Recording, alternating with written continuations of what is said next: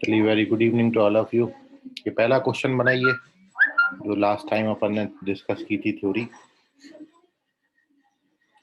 Cross product पर based है।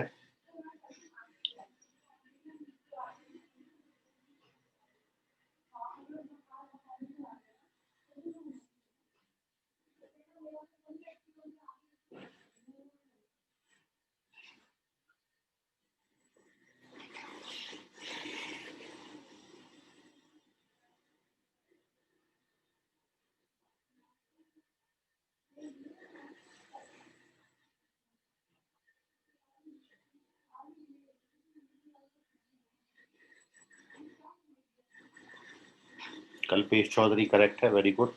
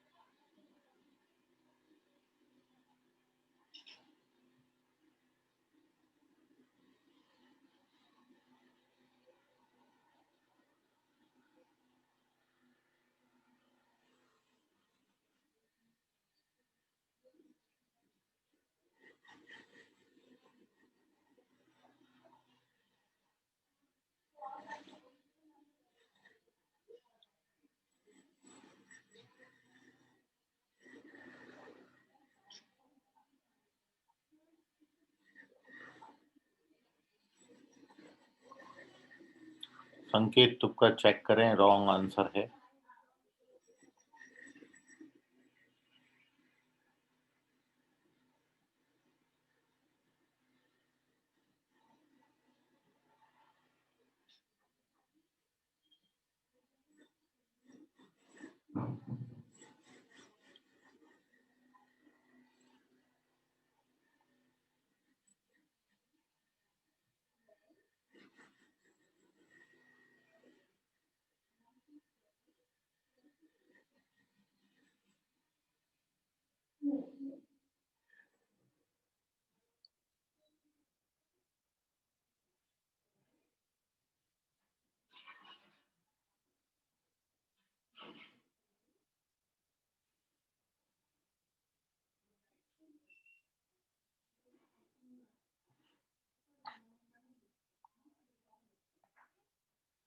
चलिए अब देख लीजिए, केवल 2 का आंसर आया, उसमें भी एक सही एक गलत। शांतनु मेश्राम करेक्ट है।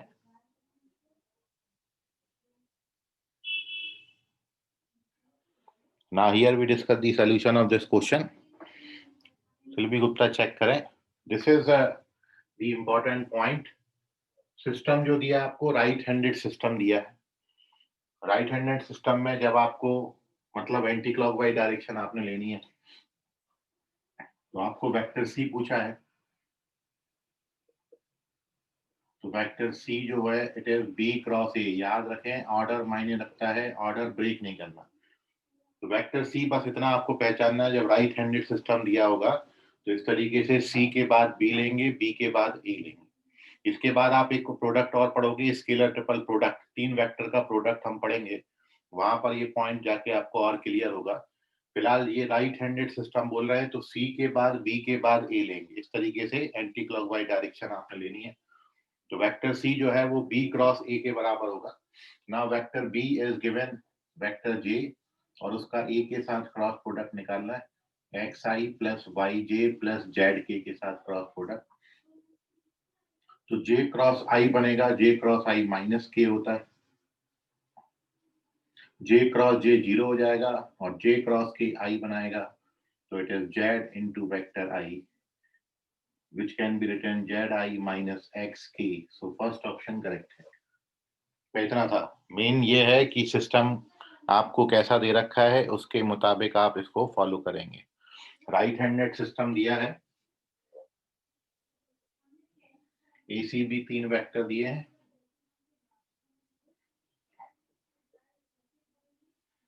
मतलब एंटी क्लॉकवाइज डायरेक्शन में आप लेंगे वेक्टर को, इस तरीके से लेंगे, तब ये पॉजिटिव सेंस में आएगा। एंटी क्लॉकवाइज का मतलब ये है राइट हैंडेड सिस्टम। तो वेक्टर सी जो है, वेक्टर सी बराबर लिखा जाएगा बी क्रॉस ए के। तो इस रूल से सी का value Z I minus X के आता है। ठीक है, take the screenshot of this, moving on to the next sum. अगला सम डिस्कस करने से पहले कुछ फॉर्मूले आपको जो लास्ट टाइम मैंने बोले थे वो बता देते हैं। सो नेक्स्ट हेडिंग इसमें डालिए दूसरे पेज में, area of parallelogram and triangle.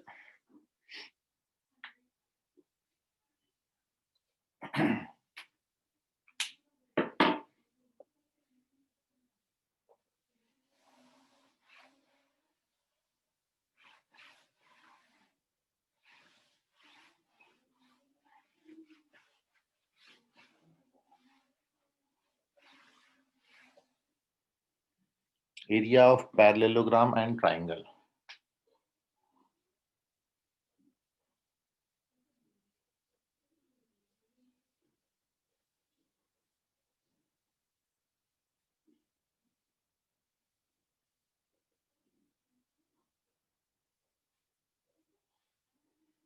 तो सबसे पहला पॉइंट ये है, एरिया ऑफ पैरेललोग्राम जिसके दो एडजेसेंट साइड्स गिवन है,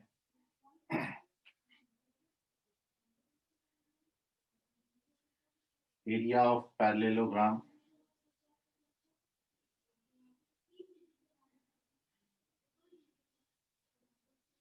whose two adjacent sides are given by vectors A and vector B is, ये आपने लास्ट टाइम पढ़ा था, ये दोनों वेक्टर के क्रॉस प्रोडक्ट का मैग्नीट्यूड होता है। दो वेक्टर के क्रॉस प्रोडक्ट का मैग्नीट्यूड हमेशा डिनोट करेगा एरिया ऑफ पैरेललोग्राम, जिसके लिए वेक्टर ए और वेक्टर बी उसके टू एडजेसेंट साइड्स हैं, area of parallelogram. Second thing,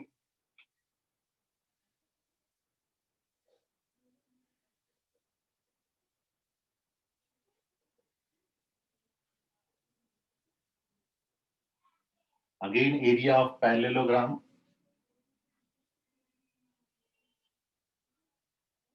whose two diagonals are given by D1 and D2 is half of D1 cross D2। यदि आपको parallelogram का area diagonal के terms में, वो adjacent sides थे, लेकिन यदि आपको डायगोनल के टर्म्स में दिए जाए तो D1 और D2 के टर्म्स में एरिया ऑफ पैरेललोग्राम इतना होता है, half of D1 cross D2। दोनों डायगोनल का क्रॉस मल्टीप्लाई करेंगे और उसका आधा करेंगे मैग्नीट्यूड का। ये देखिए, यदि हम ये पैरेललोग्राम ले लें ए बी सी डी, और इस पैरेललोग्राम में ये वेक्टर ए और ये वेक्टर बी एडजेसेंट साइड्स हैं, तो आप ये जानते हो कि ये जो है वो ए प्लस बी होगा और ये जो है ए माइनस बी होगा, डायगोनल। ये दो डायगोनल है। अब यदि आप ये D1 D2 सपोज करके क्रॉस मल्टीप्लाई करके आधा करें, तो ये देखिए half of A cross B D1 cross D2 जो है, यदि आप ये फॉर्मूला अपन लेके चलते हैं, ये इसका वेरीफाई करके मैं बता रहा हूँ कि देयरफॉर एरिया जो हो जाएगा, ये आधा क्यों कर लेते हैं, यदि आप D1 क्रॉस D2 लेके चलें तो ये half of A plus B cross A minus B. जब आप इन दो वेक्टर का प्रोडक्ट करेंगे तो यहां से मल्टीप्लाई कर लेंगे तो ए क्रॉस ए बनेगा, minus A cross B, plus B cross A, और माइनस बी क्रॉस बी बनेगा। और ये आप देख रहे हो A cross A B cross B zero हो जाएंगे, और ए क्रॉस बी को minus of B cross A लिख सकते हैं, सो ये प्लस का बी क्रॉस ए हो जाएगा, so twice of B cross A बनेगा। तो ये टू टाइम्स से ये हाफ कैंसिल हो जाता है, तो this can be written B cross A, also this is equals to A cross B, so ये डायगोनल से हम एडजेसेंट साइड के टर्म्स में आ गए। तो इसलिए ये डिपेंड करेगा क्वेश्चन पे कि आपको दो डायगोनल्स दिए हैं पैरेललोग्राम के या फिर दो एडजेसेंट साइड्स दिए हैं। एडजेसेंट साइड दिए हैं तो डायरेक्ट क्रॉस मल्टीप्लाई करके मॉड ले लीजिए, और यदि वो डायगोनल है तो मल्टीप्लाई करके मॉड लेना है और हाफ भी करना है साथ में। तो उसका स्क्रीनशॉट लीजिए, कोई डाउट है इसमें तो पूछ लीजिए। ये तो पैरेललोग्राम के एरिया हुए दो दो टाइप का क्वेश्चन आता है, इसलिए दोनों फॉर्मूले आपको लिखा दिए। अब मैं ट्राइंगल के एरिया पे डिस्कशन कर रहा हूँ। Moving on to the third page and third point.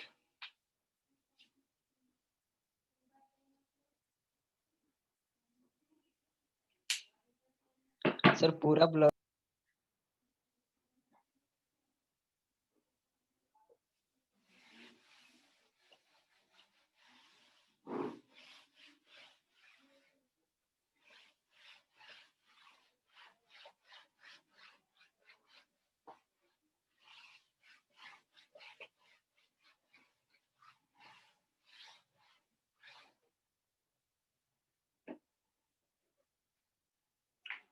Third one is area of triangle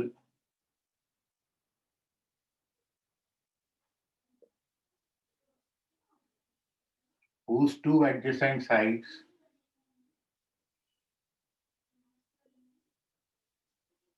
are given by vectors A and vector B is half of mod A cross B. यदि हम किसी triangle में दो adjacent sides आपको दे रहे हैं, suppose this is any triangle ABC, और ये वेक्टर ए दिया है, ये वेक्टर बी दिया है, दो एडजेसेंट साइड दिए मतलब दो को इनिशियल वेक्टर हैं, तो फिर इस ट्राइंगल का जो एरिया होगा ये half of A cross B होगा। कैसे आता है ये आपको लास्ट टाइम पैरेललोग्राम का एरिया जब हमने वेरीफाई किया था वहां पर बताया था। So it is half of A cross B. अब थोड़ी सी इसमें कुछ बातें नोटेबल हैं, वो आप देख लीजिए।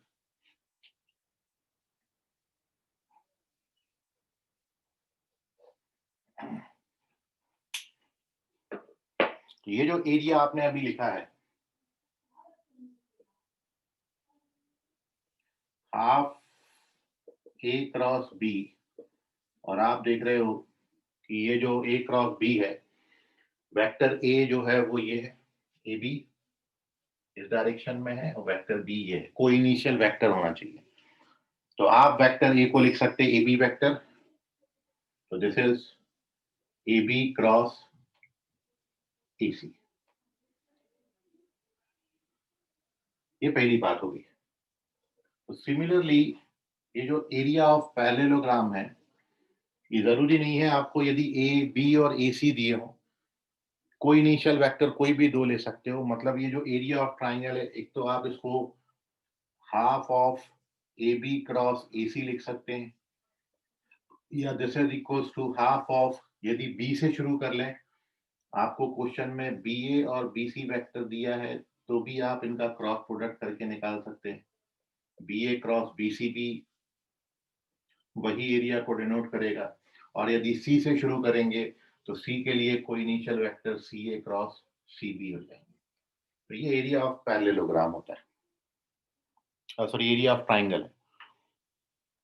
तो तीन वर्टेक्स के कोऑर्डिनेट, सॉरी तीन वर्टेक्स आपको दे रखे हो, तब एरिया आप कैसे फाइंड आउट करेंगे। सो यहाँ पर अब एक और फॉर्मूला हम बता रहे हैं। When the position vector of all the three vertices are given. तो थर्ड पॉइंट ये है कि if vector A, vector B and vector C are position vectors of vertices A, B and C of triangle ABC,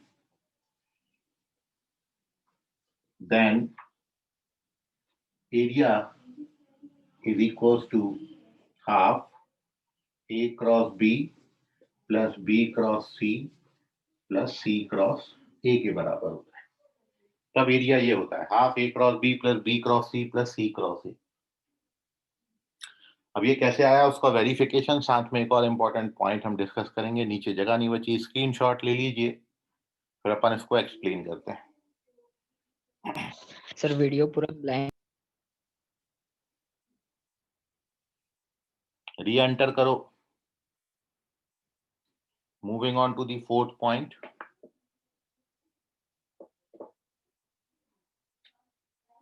fourth page, और इस formula का verification कि ये कैसे आया।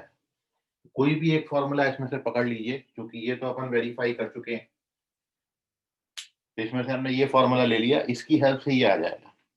देखिए ये डिपेंड कर रहा है इस सिचुएशन पे कि एक तो आपको दो कोइनिशियल वेक्टर दिए हो, मतलब दो एडजेसेंट साइड दिए हो पैरेललोग्राम के। एक तो आपको वो केस पूछ सकते हैं, तो उसके लिए एरिया अपने पास ये है। यदि ऐसे नहीं दिया होगा तो फिर आपको तीनों वर्टेक्स के पोजीशन वेक्टर दिए होंगे, ए बी सी के पोजीशन वेक्टर दिए होंगे, तब एरिया के लिए ये फॉर्मूला हमने यूज करना है। अब इसी से ये फॉर्मूला बड़ा आसानी से निकल के आ जाता है, तो यही फॉर्मूला का वेरिफिकेशन आप देखें।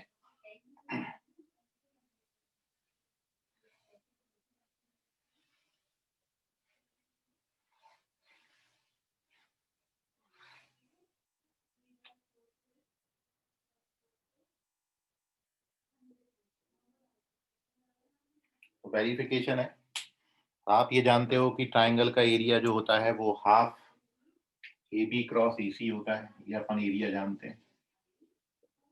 It is half A B cross A C.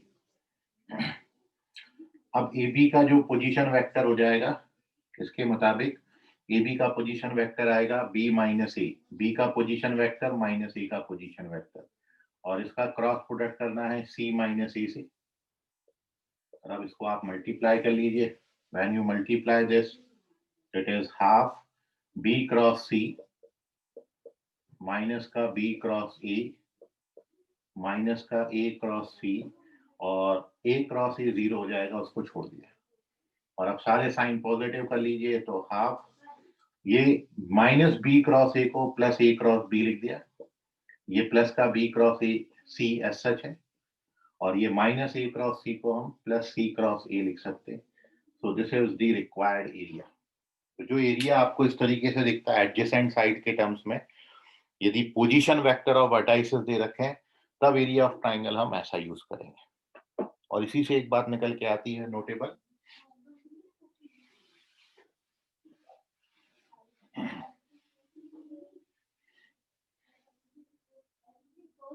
so therefore we have this result,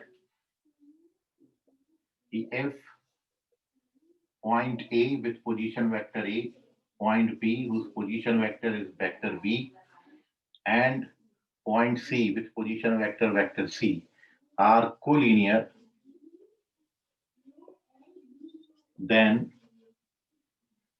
ये जो क्वांटिटी है आपकी mod A cross B plus B cross C plus C cross A, मतलब एरिया ऑफ ट्राइंगल कितना हो जाएगा, 0।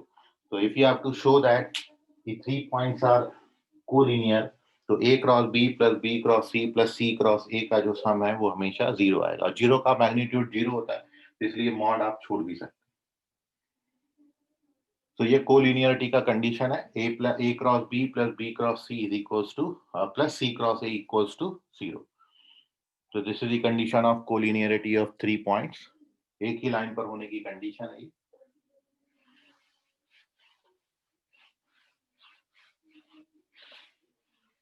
तो इतनी बात से रिलेटेड अब आपको कोई डाउट है तो पूछ लीजिए, अदरवाइज एक क्वेश्चन का आंसर करें। एंड द क्वेश्चन इज, आज का दूसरा सवाल, क्वेश्चन है द एरिया ऑफ ट्राइंगल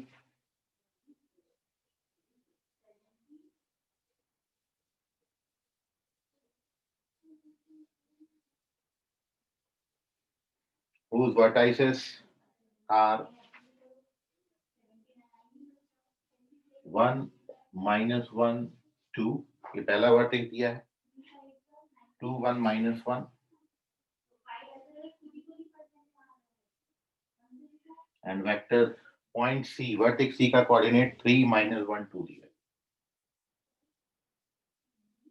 आपको बताना है एरिया कितना होगा। आपके ऑप्शन है 13√13 6√6।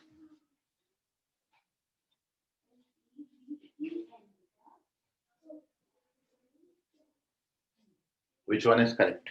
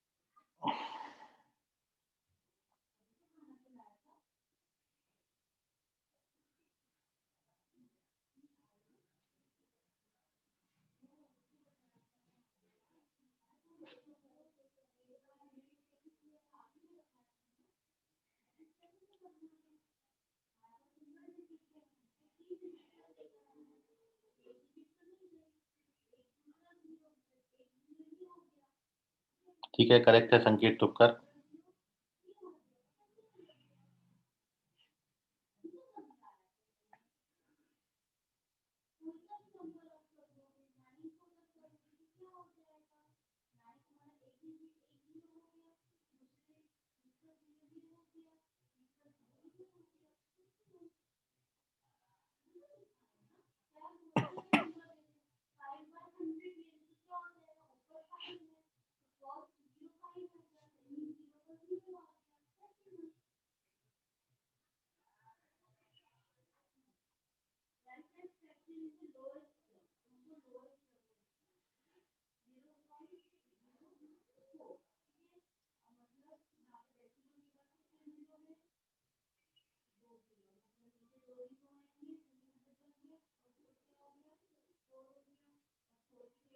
ओ इतना समय।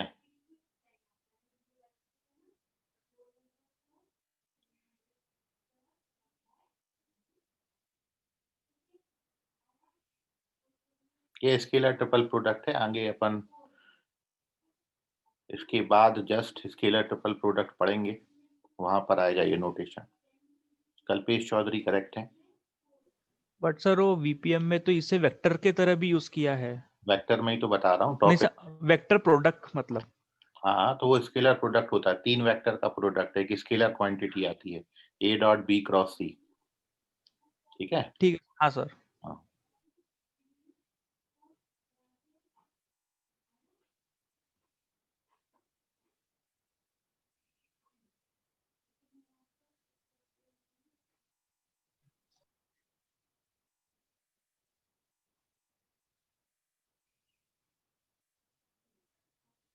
चलिए, तो 2 बच्चों का आंसर आया, देख लेते हैं इसका solution.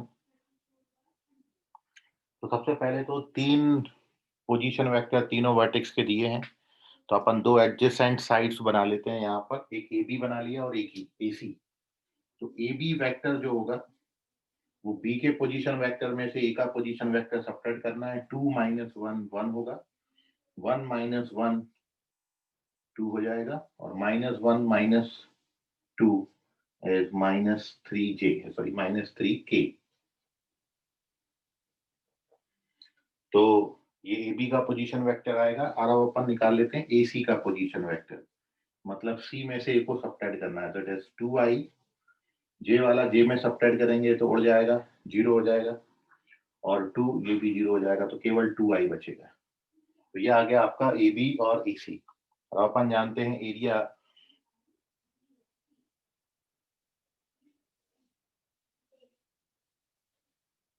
Half mod A B cross A C होता है।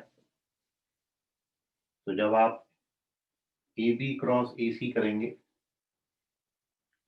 मतलब इस आई से मल्टीप्लाई करेंगे, तो आई क्रॉस आई 0 हो जाएगा, जे क्रॉस आई माइनस का के आएगा, k क्रॉस i j हो जाएगा, तो माइनस का 6j आएगा। अब इसका मैग्नीट्यूड कैलकुलेट कर लीजिए, 36 और 16 52 52 √52 आएगा, दिस इज √52 और इसको कैलकुलेट करेंगे तो this is √13, so √13 is correct answer. तो take the screenshot of this, कोई डाउट हो कैलकुलेशन में तो पूछ लीजिए। सर एक बार स्टार्टिंग से समझाओ ना। पहले दो पोजीशन वेक्टर बनाए ए बी और ए सी का। ए बी निकालने के लिए बी में से ए को सब्ट्रैक्ट करेंगे और सब्ट्रैक्ट करते तो करस्पॉन्डिंगली सब्ट्रैक्ट करेंगे। पहला पहले में सब्ट्रैक्ट करेंगे तो 2 - 1 1 आता है तो उसको आई लिख दिया। फिर 1 में -1 सब्ट्रैक्ट करेंगे तो 2 हो जाएगा 2j और -1 में 2 सब्ट्रैक्ट करेंगे तो -3k। और ऐसे ही AC का पोजीशन वेक्टर बनाएंगे। AC का पोजीशन वेक्टर होगा C का पोजीशन वेक्टर माइनस A का पोजीशन वेक्टर, तो इसमें से इसको सब्ट्रैक्ट करना है। तो 3i - i it is 2i, फिर -j - j तो 0 हो जाएगा और 2k - 2k वो भी 0 हो जाएगा, ये बचा। अब AB और AC का क्रॉस प्रोडक्ट करना है, तो इसका इससे क्रॉस प्रोडक्ट करेंगे तो cross product i cross i तो 0 हो जाएगा, j क्रॉस i k बनाएगा, k क्रॉस i j बनाएगा माइनस का। तो इन दोनों का प्रोडक्ट करोगे तो ये आता है और मैग्नीट्यूड निकालोगे तो दोनों का स्क्वायरिंग का सम 36 + 16 52 आता है। √52 2 √13 होता है, 2 2 कट जाएगा तो √13 इज द करेक्ट आंसर। एक और सम देखें।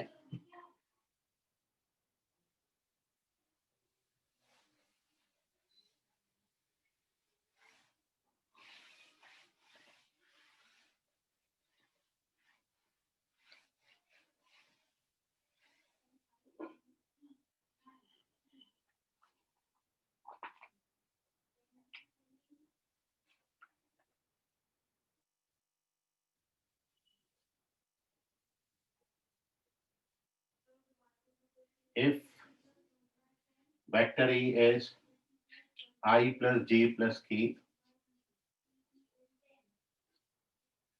vector B is I plus 3j plus 5k,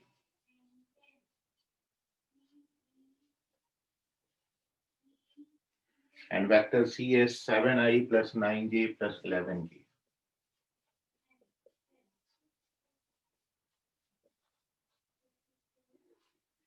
Then area of parallelogram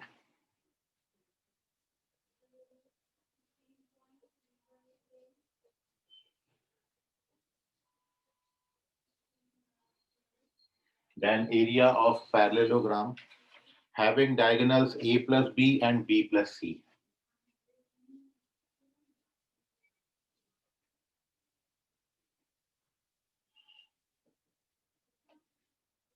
A plus B and B plus C is option है 4√6,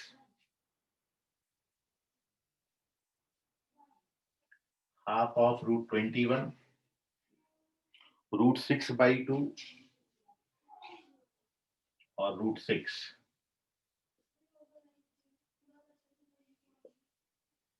Which one is correct?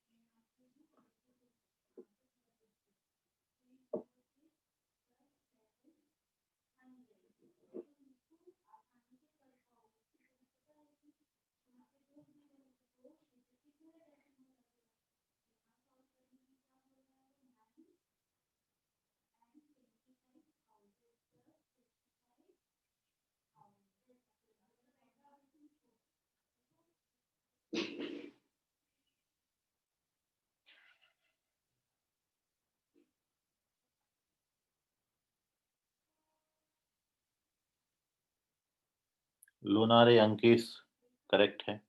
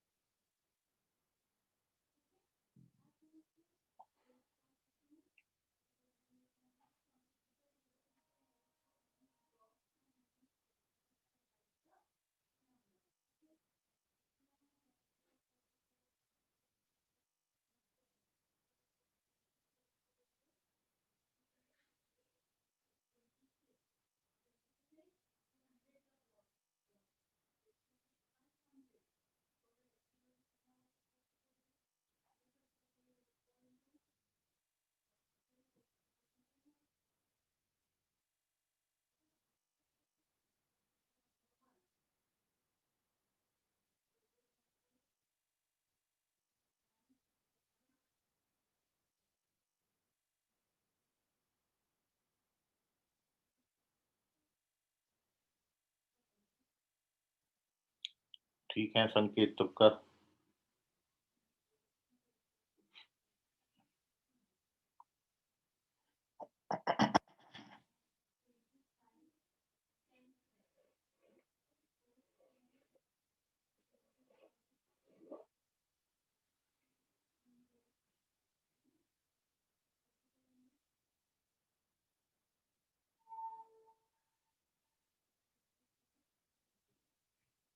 यूजित check करें wrong answer.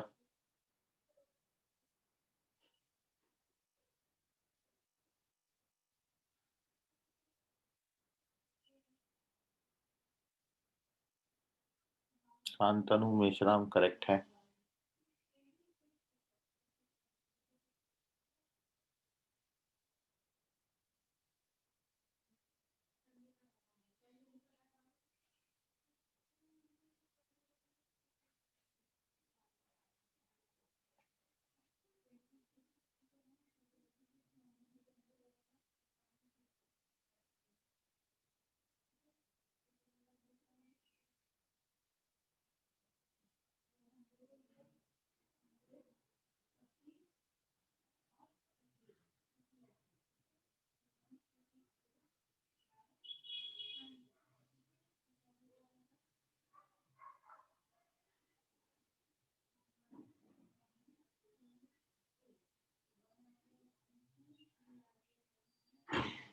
Silvi Gupta correct.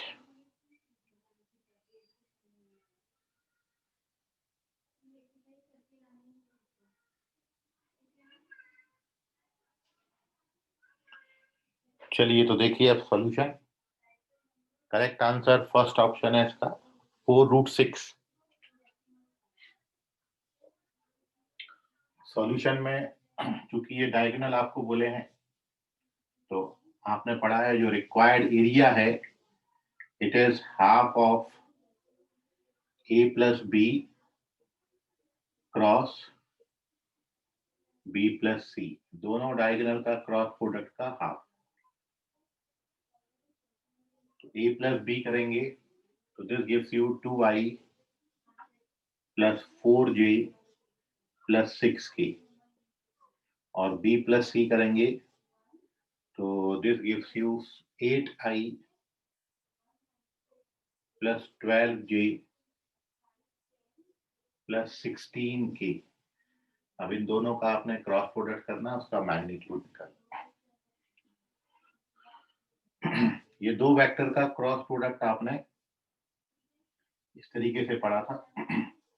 First row में i j k 3/3 का determinant है, second row में 2 4 6 और third row में 8 12 और 16। थोड़ा सा इजी करने के लिए ये पूरी रो में से हमने 2 और यहाँ से 4 कॉमन ले लिया। 2 कॉमन लोगे तो ये 1 2 3 हो जाएगा, 4 कॉमन लेंगे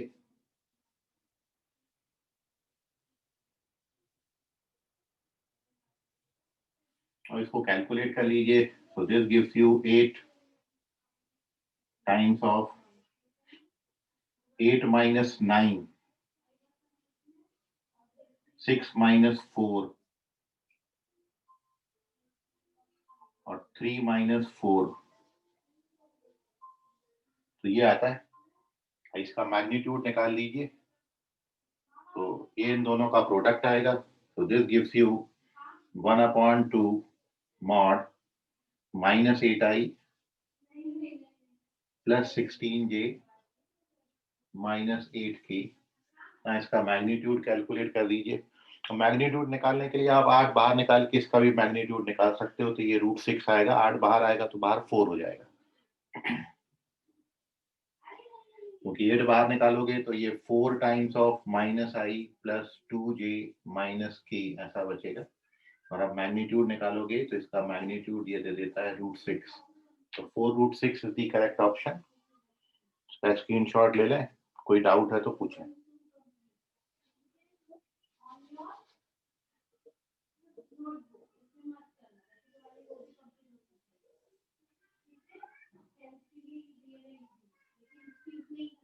फर्स्ट ऑप्शन करेक्ट है। थोड़ा सा स्पीड बढ़ाइए कैलकुलेशन का। Moving on to the its application. Cross product का एप्लीकेशन आप देख लीजिए। क्रॉस प्रोडक्ट का जो एप्लीकेशन होता है, इट इज मोमेंट और टॉर्क ऑफ ए फोर्स, जो कि आपने फिजिक्स में भी पढ़ा है। ठीक है, तो मैथमेटिक्स पॉइंट ऑफ व्यू से आप पढ़ लीजिए। यहाँ पर moment of a force about a point आपके सिलेबस में है, तो किसी पॉइंट के अबाउट मोमेंट ऑफ फोर्स हम पढ़ रहे हैं।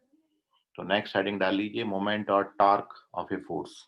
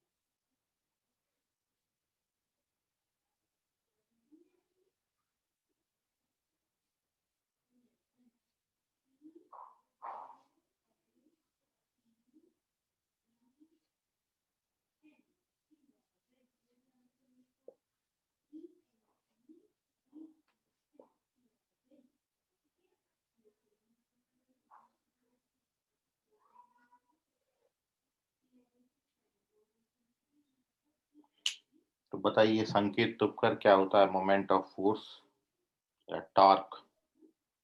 R×F। बस डायरेक्ट। आर क्या है, एफ क्या है? सर R उस पॉइंट से लेके जहां जिस पॉइंट पे फोर्स एक्ट कर रहा है वहां तक का वेक्टर, और F मतलब फोर्स वेक्टर। ओके, चलिए ठीक है। R×F is the moment of force. आप लोग एक दो लाइनों में डेफिनेशन लिख लीजिए इसका।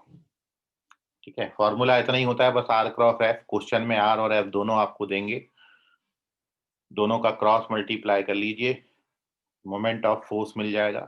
मोमेंट ऑफ फोर्स या टॉर्क एक वेक्टर क्वांटिटी है, क्योंकि R×F बन रहा है। दो वेक्टर का क्रॉस प्रोडक्ट एक वेक्टर क्वांटिटी होती है, तो torque is a vector. So लिख लीजिए, 3-4 लाइनें इसमें इंपॉर्टेंट है। लिखे इसमें, let a force capital F, let capital F be a force applied at a point capital P of a rigid body. F is applied at point P.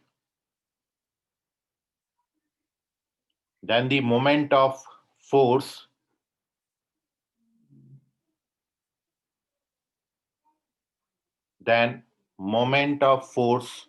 about a point O यहां पर अपन origin ले लेते हैं। About a point O, measure the tendency of force, measures the tendency of force to turn the body, to turn the body about point O. So it measures the tendency of force to turn the body about a force, about point O, sorry. Full stop लगाइए. If this tendency of rotation about O, if this tendency of rotation about O is in anti-clockwise direction,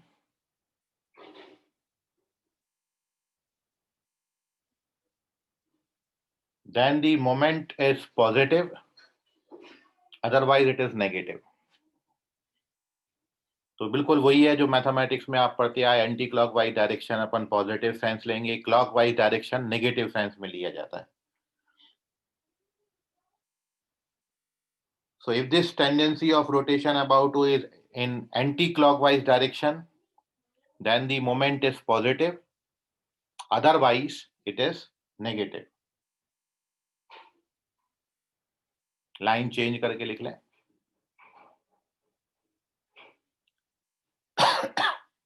Let vector r small लिखना. Let vector r be the position vector of point P relative to O.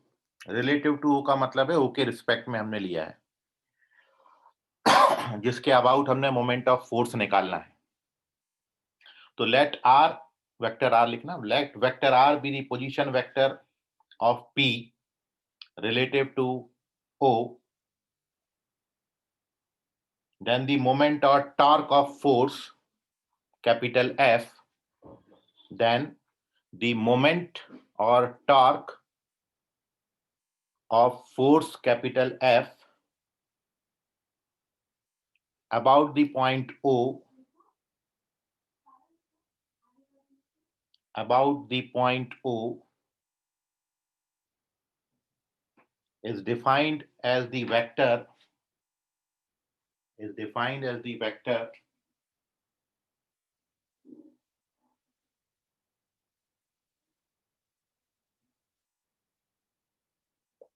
equals to r cross f. About point O is defined as the vector capital M. Moment of force को या torque tau से denote करते हैं. यहां पर capital M हमने लिखा है, r क्रॉस f होता है. एक बात और नोट में लाइन चेंज करके लिख लें. If several forces are acting through the same point P, if several forces are acting through the same point P,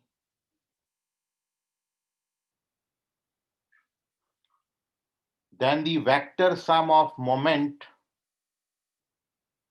then the vector sum of moment of the separate forces about O, then the vector sum of the moment of the separate forces about O is equal to the moment of their resultant force about O, is equal to the moment of their resultant force about O. मतलब F के बजाय F1, F2, F3 3 forces apply है, तो पहले अपन उसका resultant निकाल लेंगे. F1 plus F2 plus F3 करके उसको अपन R बोल देंगे, और फिर R cross small r cross capital R वहां पे रिजल्टेंट फोर्स हो जाएगा, वो आपको डिनोट करेगा. तो एक से ज्यादा फोर्सेस अप्लाई है तो अपन ये फॉर्मूला यूज करेंगे. तो ये याद रखें, P is any point on the line of action of force. P line of action of force पे कोई पॉइंट होता है. क्वेश्चन में आपको फोर्स दिया होगा, पॉइंट P दिया होगा जिस पर फोर्स अप्लाई है, और पॉइंट O भी दिया होगा जिसके अबाउट आपने मोमेंट ऑफ फोर्स निकालना है। तो it is a vector quantity denoted by capital M and the value is r cross f.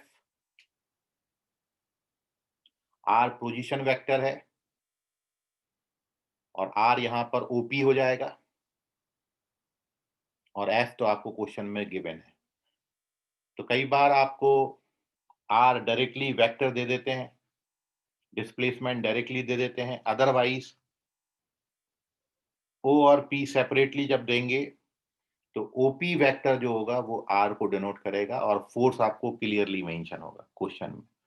Mathematics point of view से केवल यही एक फॉर्मूला आपको अभी एप्लीकेशन ऑफ वेक्टर प्रोडक्ट में पढ़ना है, और इसका यूटिलाइजेशन अपन अभी क्वेश्चन में देख रहे हैं।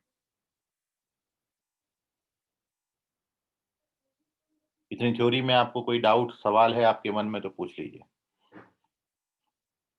यदि फोर्स बॉडी को एंटी क्लॉकवाइज डायरेक्शन में रोटेट करेगा तो मोमेंट आपका पॉजिटिव आएगा, यदि क्लॉकवाइज डायरेक्शन में रोटेट करेगा तो मोमेंट आपका नेगेटिव आएगा।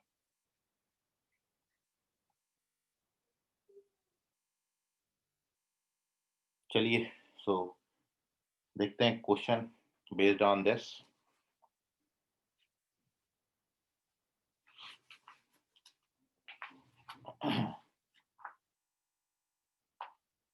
देखिए question,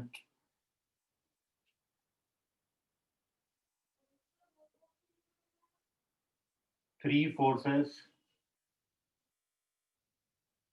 I plus 2j minus 3k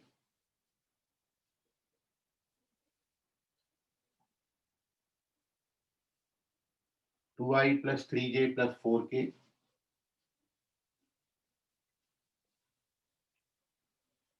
and I minus j plus k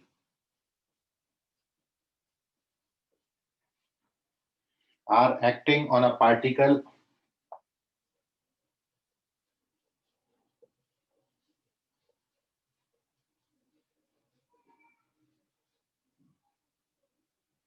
at the point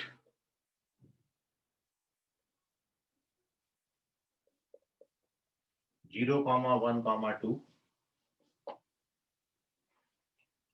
So the magnitude of the moment of forces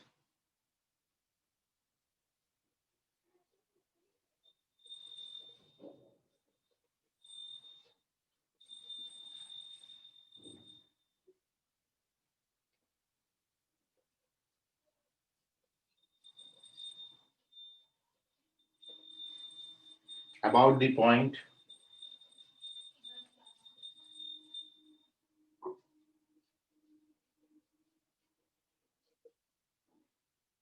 1 minus 2, 0 is option A 2 root 35, 6 root 10, 4 root 17 या none of these.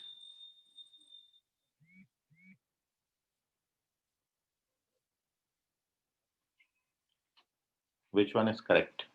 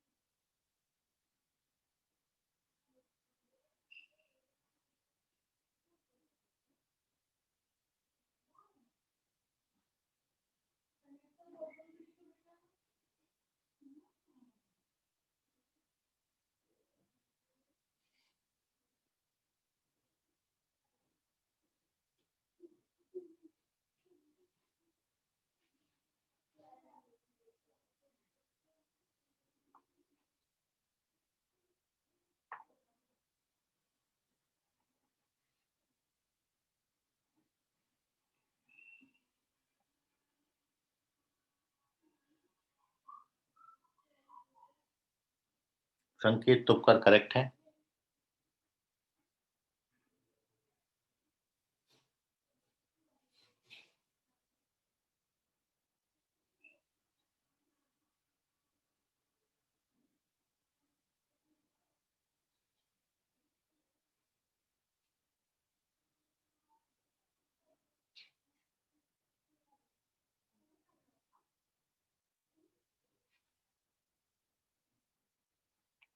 लूनारे अंकीस correct है।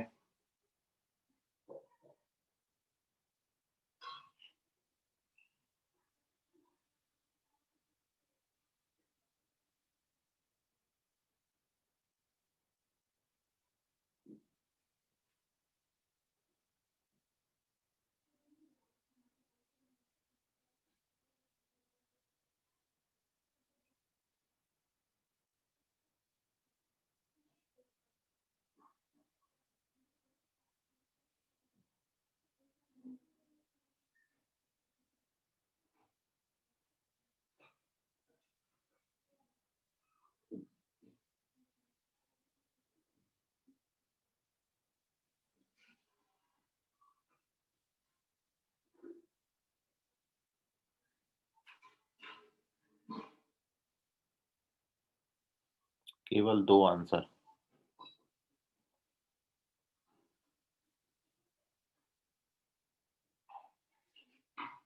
देख लीजिए अब इसको।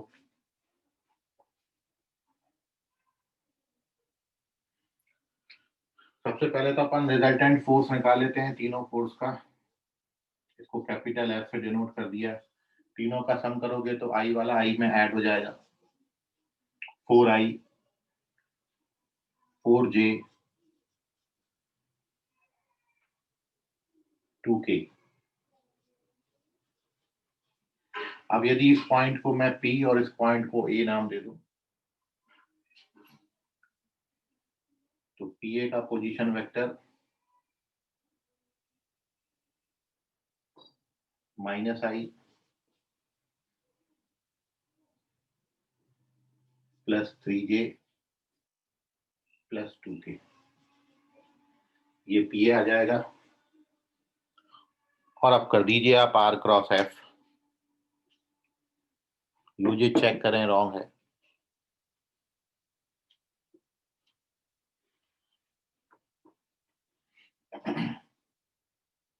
So therefore moment of force is R cross F, मतलब PA cross F,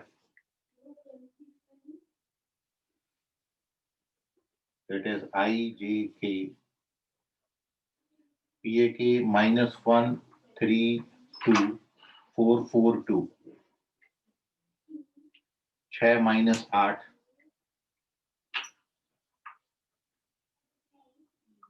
8 plus 2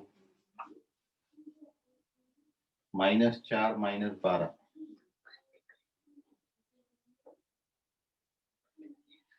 आपको इसका resultant पूछा था, मैग्नीट्यूड पूछा था। कल्पेश चौधरी करेक्ट है। निहाल चेक करें। तो चूंकि मैग्नीट्यूड ऑफ रिजल्टेंट फोर्स पूछा था, मतलब मैग्नीट्यूड ऑफ एम पूछा था, तब आप इसका मैग्नीट्यूड कैलकुलेट कर दीजिए। इट इज 2 कॉमन ले लिया, 1 प्लस 25 प्लस 16 है 64। इसको कैलकुलेट कर लीजिए।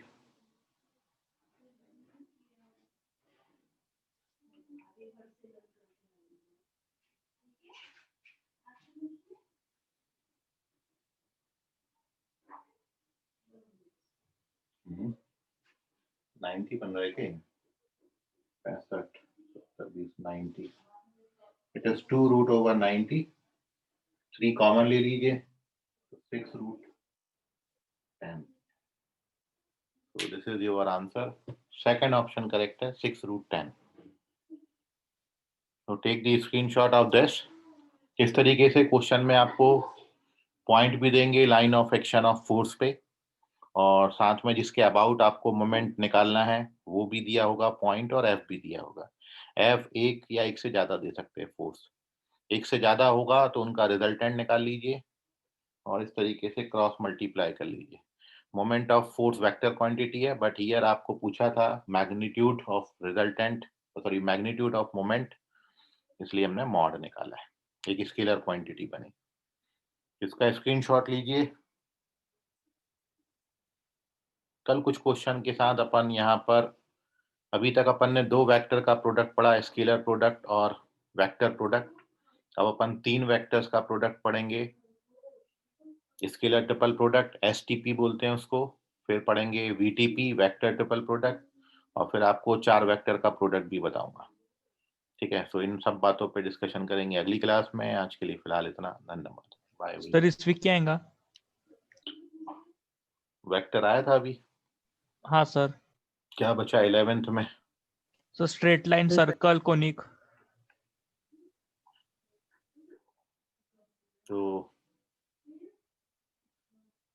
स्ट्रेट लाइन और सर्कल्स ले ली, मतलब सर्कल तक पूरा पॉइंट, स्ट्रेट लाइन, सर्कल, और उसके बाद कोनिक के लिए फिर अगला टेस्ट में अपन दे देंगे कोनिक सेक्शन। तो points and straight line and circle, ये अगले टेस्ट का सिलेबस है आपका। ठीक है सर। Okay, bye everyone.